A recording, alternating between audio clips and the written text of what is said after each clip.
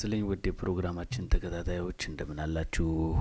ዛሬ እንግዲህ ወደ እናንተ የስንቅ መዝናኛ ፕሮግራማችንን ይዘን ከቻሳ ብለናል ማለት ነው። እንድትከታተሉን የአክብሮት ግብዣችን ነው።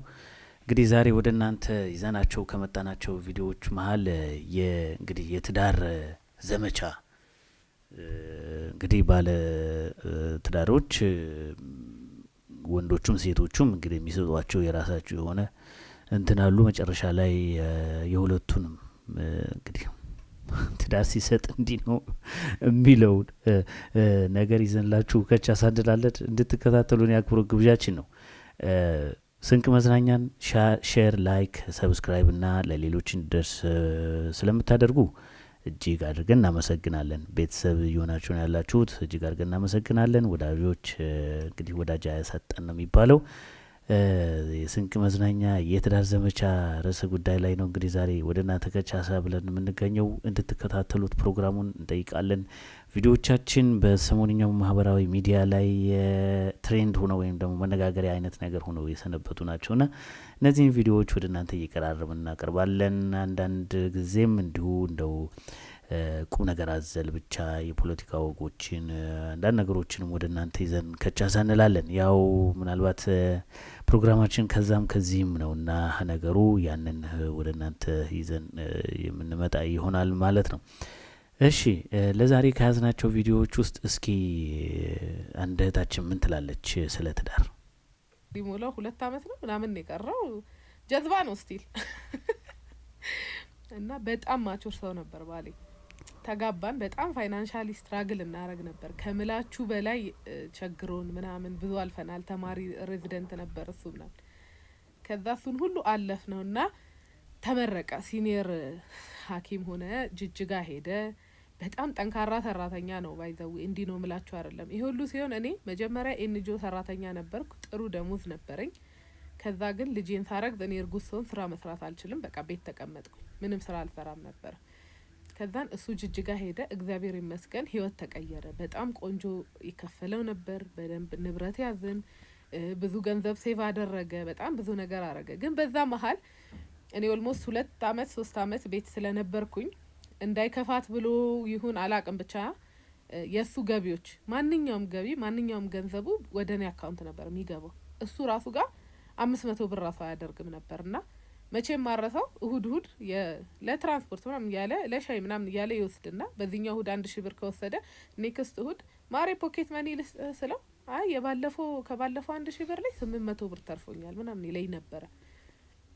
እና እኔ ነው ማኔጅ እንዳረግ እንትን የሚለው በቃ ምን አደረግሽው እንኳን አይለኝም። እኔ ምንም ስራ የለኝም እንዳልኳችሁ ከ3-4 አመት ስራ የለኝም። እኔ እና እሱ እና ስራም ሳይኖራት ብር ስጠኝ የሚለው ስሜት እንደው ያስከፋታል። ስራ የለኝም ምክንያቱም ኤንጂኦ ቆንጆ ስራዬን ትቼ ነው ቁጭ ብዬ ልጆች ያሳደግኩት። ያስከፋታል ብሎ ስለሚያስብ ጭራሽ እሱ ጋር ራሱ ብር አያደርግም። እና እንትን አለም ሁሉ ከንቱ ገንዘብ ሁሉ ምንም ደንታ የሌለው እኔ የኔና የሱ ግንኙነት ከገንዘብም ከምንም በላይ እንደሆነ እንዳስብ አድርጎኛል። እኔ ለምን 1 ቢሊዮን ብር ከየት ይመጣል እንጂ አይነጠፍም አይደንቀኝም እና እንዳይደንቀኝ አርጉኛል። ከዛ ሚጢን ወልጃት ቤቢን ወለድኩ። ሚጢን ተከታታይ እኔ በ5 አመት ነው 3 ልጅ የወለድኩትና ሚጢን ወልጃት ቤት ነበርኩኝ። ትንሽ ተደበርኩኝ። በቃ ድብርት ውስጥ ምናምን ገባው። አራስ ቤት ይደብራል ታውቃላችሁ። የዛን አካባቢ ነው ቲክቶክ የጀመርኩት። እሱ የዛ ሰዓትም ጅጅጋ ነው ያለው። የሚገርማችሁ ከጅጅጋ ደግሞ ሌላ ቦታ እየሄደ የሆነ አሪፍ ስራ ሰርቶ ነው የሚመጣውና እኔ እዛ ባሌ እንደዛ በረሃ የላኩ አልመስልም። በጣም ፈታ ብዬ ነበር ምኖረው። እንደፈለኩ ማሬ ሂጂ ውጪ እስቲ ዛሬ ተዝናኚ፣ ጓደኞችሽን አግኚ፣ ዛሬ ፈታ በይ እንትን የማይለኝ ነገር የለም። ግን ስራ ስለሌለኝ እንደሚከፋኝ ያውቃልና እቁብ እንጥል ነበር። ልክ እቁብ ሲደርሰው መኪና ገዛልኝ። አሁን ሚዛት መኪና ባሌ ገዛልኝ ናት። ከዛ ገዛልኝና ተናደርኩ። እንደውም ማለት ደስ ይላል እኮ መኪና፣ ግን ስራ የለኝ የሚሄድበት የለኝ። አይደለም ማሪ አለ እኔ ሚስቴን ስለማቃት ነው አለ። እኔ ሚስቴ ምን አይነት ጀግና ሚስት እንዳለኝ ስለማቅ ነው አለ። ይሄን መኪና የገዛሁት አንቺ አንዴ ከቤት ውጪ እንጂ አንድ ቦታ እንኳን እንደማትቀመጭ አውቃለሁ። 4-5 ስራ እንደምትሰሪ አውቃለሁ። በደንብ ጎበዝ የቢዝነስ ሰው እንደምትሆኚ ጭንቅላትሽን አውቀዋለሁ። የኔ ሚስት ጀግና ናት። ዛሬ መቀመጥሽን አትይ፣ ለዛ ነው የገዛሁልሽ አለኝ። ይሄው እግዚአብሔር ይመስገን መኪናዬን በየ3 ወሩ ነው ሰርቪስ ማረጋት 5000 ኪሎ ሜትር እየሄድኩባት። የዛን ቀን ባሌ እንደዛ አለኝ። ተነሳው ኬክ መስራት ጀመርኩ፣ ዲኮር መስራት ጀመርኩ፣ ከሺን ልብስ ማምጣት ጀመርኩ፣ ከአሊባባ ምናምን እቃ አስመጣለሁ። እንደዛ እያልኩ ኬክ ቢዝነሴን በጣም አሪፍ ነበር። ከዛ ቲክቶክ ተጀመረ። በቲክቶክ እያለ ሱቅ ተከፈተ። ይኸው አሁን የቻይናው ተከፈተ። ምን ተባለ እና እኔ በህይወቴ ማና በረታሽ፣ ማና አስነሳሽ፣ ማና ጀገነሽ ብትሉ ባሌ እላለሁ። እና እሱን ለማመስገን ነው ዛሬ የመጣሁት። ጀግና ባል ነው ያለኝ። ለቤተሰቡ ብሎ ለምን ጦር ሜዳ አይሄድም? እናመሰግናለን። እንግዲህ አንቺ ያልሽው አይነት ሰው ሳምታይምስ ቻሌንጂንግ ነው እና ምናልባት እንደዚህ አይነት ሰው አለ ብላችሁ ታምናላችሁ? አይ ዶንት ኖ። እንግዲህ ምንም ነገር ቤት አሰራም። በእርግጥ ልጆች ያሳደገች ነው ያለችው። መኪና ገዝቶላት ኤቭሪቲንግ ትናርጎ ምናም ይሄ በቃ መልአክ አይነት ባል መሆን ይቻላል? አይ ዶንት ኖ። ኮስችን ማርክ እንድታስቀምጡ የሚያደርግ ንግግር ስለሆነ ነው ያመጣሁት። እንግዲህ በቃ ከምንም ነገር አትሰራም። ከዩኒቨርሲቲ ወጥታ ኤንጂኦ ነበር የምትሰራው። ባሏን ወደ ሌላ ሀገር ጅጅጋ ምናምን ነገር ልካው ምናምን እዛ ጋ ምናምን እዛ እየሰራ ያለ ምናምን ኤቭሪቲንግ ዲስታንስ ራሱ ሊለያቸውና ሊነጣጥላቸው ያልቻሉ ጥንዶች ናቸው ማለት ነው። እና እውነት ከሆነ እናንተን ኮሜንት ነው እንጂ እንደው ለምንትን ለማለት ይኖራል፣ አይ ቲንክ ይኖራል። ግን እንደው ምናልባት ዘመኑ ትንሽ አደናጋሪ ስለሆነ አንዳንድ ሰዎችም ለሶሻል ሚዲያ ብለው እንዲህ አይነት ነገር ግብአት ያለውን ነገር ዝም ብለው ስለሚጠቀሙ ምናምን አይነት ነገር ትንሽ ቻሌንጂንግ ነው እንዲህ አይነት ነገር ለመሆንና በጣም ትዳራችሁን እንደዚሁ ያበርታላችሁ ከማለት ውጭ ምን ይባላል? አሪፍ ነው። እውነት ለመናገር እንዲህ አይነት ወንድም መሆን ሊያስቀና ይችላል በእርግጥና ያንቺስ እንትን ምን ስለሆንሽ ነው አንቺ እንደዚህ ሁሉ የሚደረግልሽ የሚል ጥያቄም ሊነሳ ይችላል። እና ምናልባት የእሷም ለባሏ ያላት ሪስፔክት፣ ለባሏ ያላት ኤቭሪቲንግ፣ ለባሏ ያላት፣ ለትዳሯ ያላት፣ ለልጆቿ ያላት ያ ነገር እንደ አንድ ፋክተር ሊሆን ይችላል፣ እንደ አንድ መነሻ ሀሳብ ሊሆን ይችላል። እና ምናልባት ያንቺም ጥረት ቀላል ላይሆን ይችላል የሚለውን ነው የምንወስደው። እንግዲህ እንዲህ ይላሉ ባለትዳሮች፣ እንዲህ እያሉ ነው ያሉት። ሌላዋ ጋር ባለትዳር ጋር እስኪ ደግሞ እንሂድና እንመልከት። ከሆነ ፕሮግራም ላይ ያየነው ነው እኔው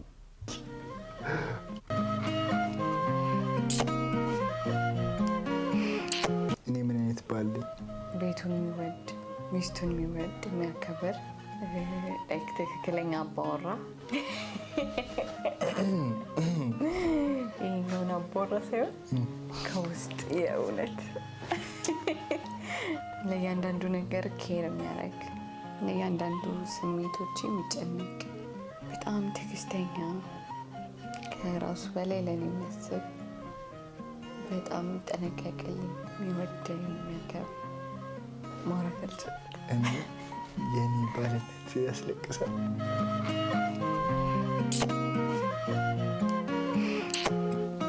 ገታክሽ እሺ እንፈይ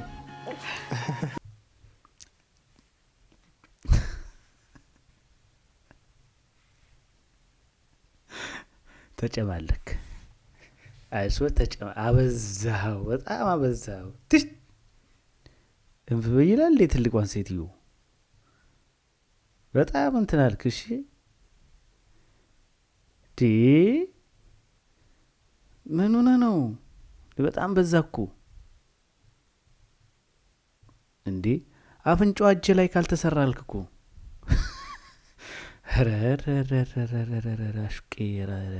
ኧረ ተውን እንኑርበት።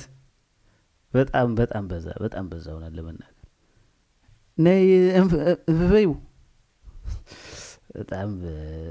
በጣም እንትን አረከው ትዳርን። በጣም አንተ ቀላል ታናፍጣለህ እንዴ? በጣም ነው የምታናፍጠው። በእናትህ ተዋ እየተከባበረን እንዴ ማሽቋለጥ ምናምን ነገር እኮ እንዴ በእርግጥ ጥሩ ነው ሚስትን መንከባከብ ምናምን ጥሩ ነው ግን አስበዋል እንፍ በይው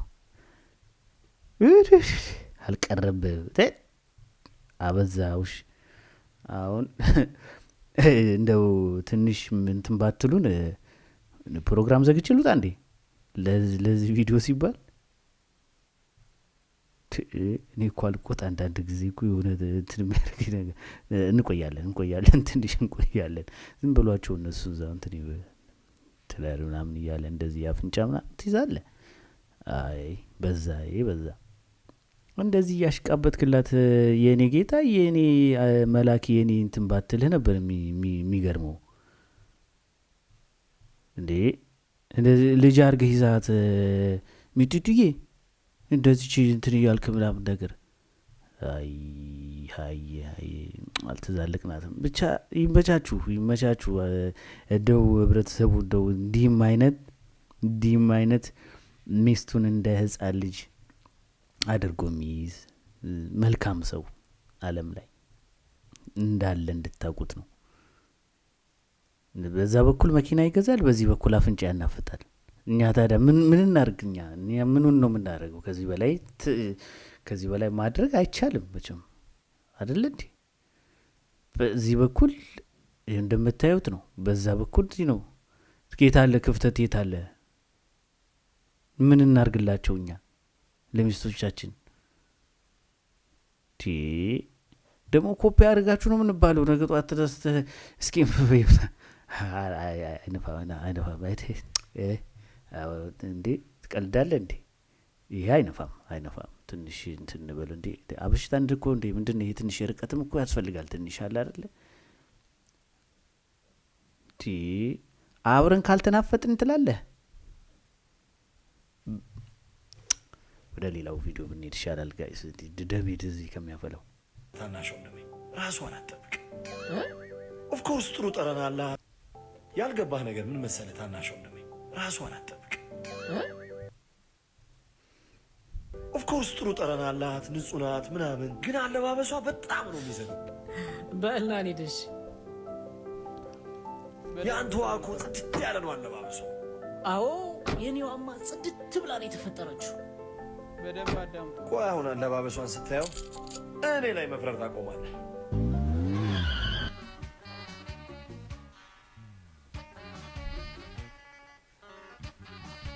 ተመልከቱ በደንብ ከልባችሁ ተመልከቱ በጣም ስለሚጠቅም ነው ይሄን ቪዲዮ አመጣውልህ አየህልኝ አዎ አየሁልህ ቤትን ገነት ያዘቦት ቀንን አውደ ዓመት የምታስመስለዋል የቡናው የጭሱ የምግቡ መዓዛ ቤትን እንድትናፍቅ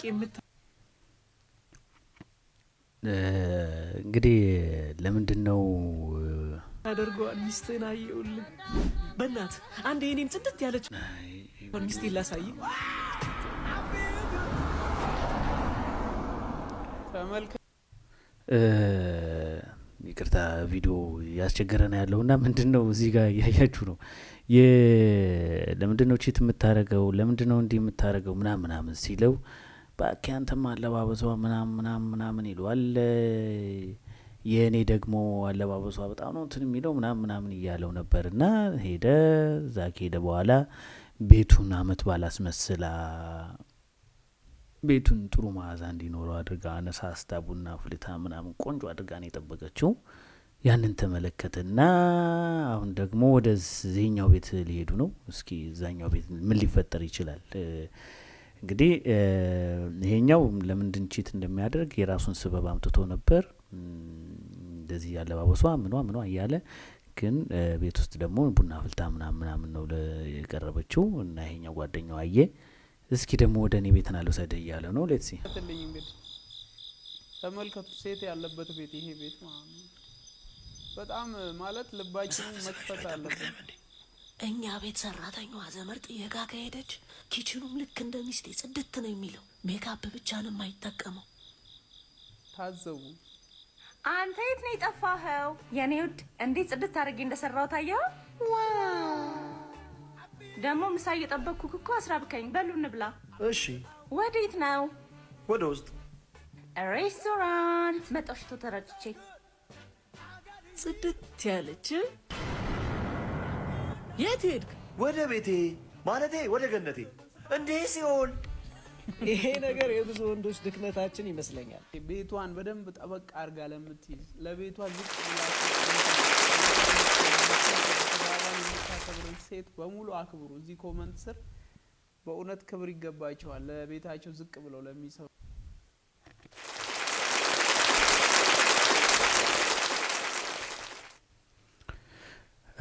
እንግዲህ ጭብጨባውንም እንትን ብለነዋል፣ ሞራል ሰጥተናል። እውነት ለመናገር ያ እንደ የትዳር እንትን እንደ ያመለካከቱ ነው እና እንደ የሰው ላይፍ ስታይል ነው ዲፔንድ የሚሆነው እና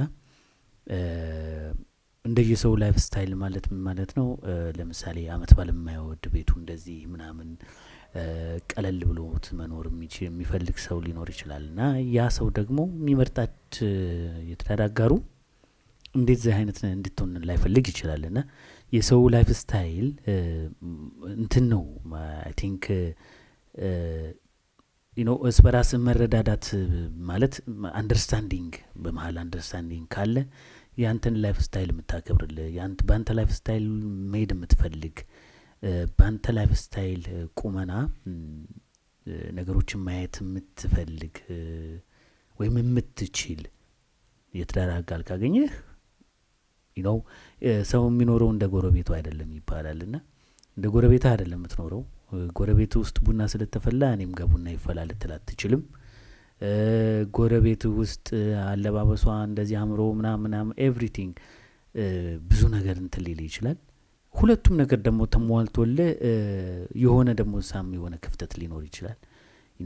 ሰው የሚኖረው እንደ ቤቱ እንጂ እንደ ጎረቤቱ አይደለም የሚባለው ነገር ትክክል ነው ማለት ነው እና ይህንን ማስገንዘብ ይቻላል። በእነዚህ የትዳር አጋሮች ውስጥ የዛሬው የትዳር ዘመቻ ቪዲዮ ሪያክሽናችን ምናልባት ቁም ነገሮችን ለእናንተ ለማስጨበጥ ያክል ታስቦ ነው ወደ እናንተ ከቻሳ ያልነው ዛሬ። በዚሁም አዲስ እንትን ያልናትን ስቱዲዮ በዚሁ እንደው እናሹፋችሁ የሚለውንም እንድታስቡበት። ያው ወደፊት አንዳንድ ቪዲዮዎችን እንደዚሁ ከማህበራዊ ሚዲያ የቃኘን ወደ እናንተ የምናቀርብ ይሆናል።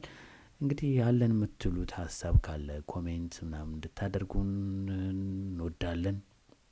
ፕሮግራማችንን ለሌሎች እንዲደርስ ሼር አድርጉ።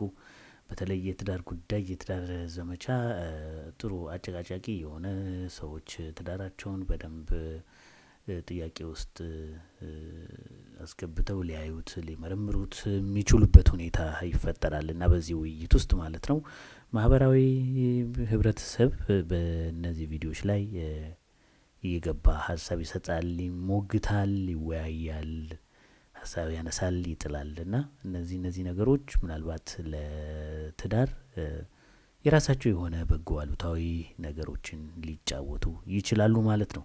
እኛም እንደ ቀልድ እንግዲህ እነዚህን ቪዲዮዎች ወደ እናንተ ስናመጣ የሚያስተምሩት የራሳቸው የሆነ መልካም ነገር ይኖራል ብለን በማሰብ ነው። እንግዲህ ውድ የፕሮግራማችን ተከታታዮች ወደፊትም አብራችሁን እንድትዘልቁ እንመኛለን። ፕሮግራማችንን ሼር ፎሎ በማድረግ ቤተሰብ እንድትሆኑም እንጠይቃለን ማለት ነው። የእኛ ቤተሰብ ናችሁ። የስንቅ መዝናኛ ቤተሰብ የዩሱፍ መሀመድ መዝናኛ ቤተሰቦች ናችሁ ማለት ነው። የእኛ ቤተሰቦች እንግዲህ የተለያየ ቪዲዮዎችን ወደ እናንተ ኔክስት ታይም ይዘን እንመጣለን። እንድትከታተሉን በአክብሮት እንጠይቃለን። እኔ ጋር ስለነበራችሁ እጅግ አድርጌ አመሰግናለሁ። አጨብጭቡላቸው።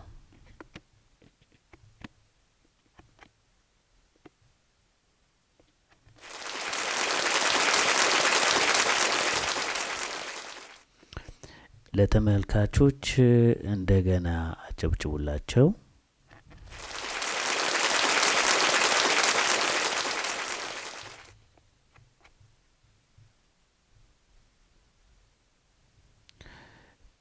ጥሩ እንግዲህ ስለነበረን ቆይታ እጅግ አድርጌ በድጋሚ አመሰግናለሁ። መልካም እንዲሆንላችሁ እመኛለሁ። በያላችሁበት ሀገር በያላችሁበት መልካም ጊዜ መልካም ነገር ይግጠማችሁ። ስለነበረን ቆይታ በጣም አድርጌ አመሰግናለሁ። ቸርን ሰንብት።